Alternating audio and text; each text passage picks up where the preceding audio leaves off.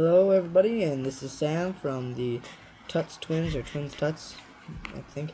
And today I'm going to be talking about C++ and how you guys can learn C++. So click your C++. I'm using Dev C++ here because I prefer Dev C++. I also have code blocks and Visual Studio, but Dev C++ is just the best to me for C++. So anyway, this is Dev C++. This is pretty much a tutorial for that, but this works for anything. So click the new project button, and then console application. I'm going to be going pretty fast, so try and stay with me. I'll call this tutorial. This is where you name it. Doesn't matter what you name it, leave everything the same. Just make sure you click console application and then save tutorial. That's fine. So this is your stuff. This is a very basic application. If I run this right now, if I save it, always save it as main. I'm actually going to create a folder for this,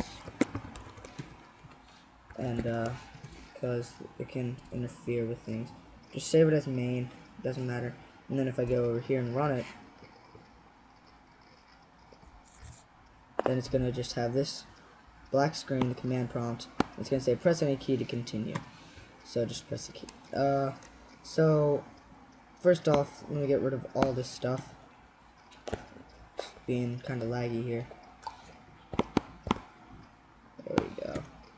And I'll start with the includes. Includes are basically little files. They're files that have important functions in them. Like iString is always important. cstdlib is also important, just for certain functions that I'll be using in this. They might already be included, but if they're not, just type them as you see them here. And let's get started in your coding. So I apologize for the typing sounds. We'll see if I can get rid of them when I'm really editing this, and I probably will.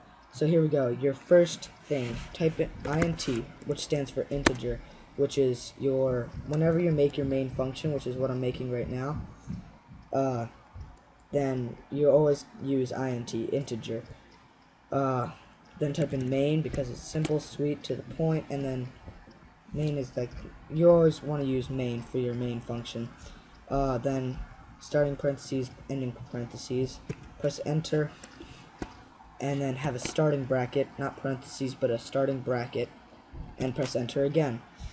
The starting bracket defines the start and end of the function, and sorry for that. So anyway, like I was saying, the starting bracket, brackets define the start and end of a function, and when you want to end the function, then you're going to put a closing bracket.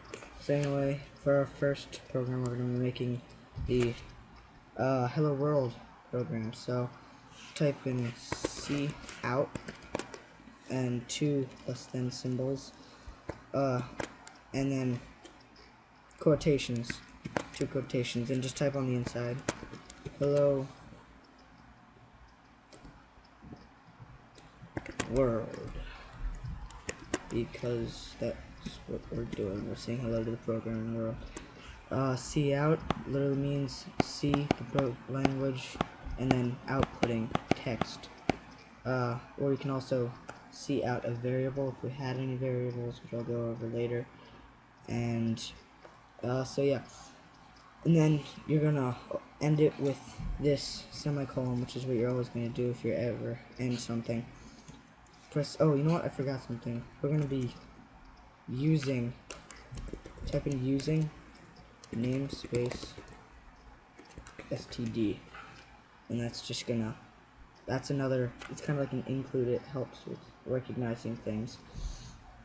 So anyway, you don't really need to know about using namespace std much. So then we're going to type in system. This isn't a good habit to get into, but system, parentheses, start quotation, and caps pause, and quotation, and parentheses, semicolon, and then return 0. Return 0, literally just return 0. It doesn't show anything afterwards, and which means it ends the program. And system pause, is that thing that you saw when it asks for a key. So then we're gonna end parenthesis or end curly brace, and that is our program. So if we save it now and go and do it, it says hello world, pressing the key to continue, and if you press the key, it continues. Something really useful, if you do a /n, then it starts a new line in your wall inside the quotations, and then if you run it, it's hello world, and that starts a new line for the pressing the key to continue. It'll keep creating new lines for as many times as you want to run it, and so then that's pretty useful. So this has been the first tutorial. Enjoy, and hopefully I'll have some more tutorials up later.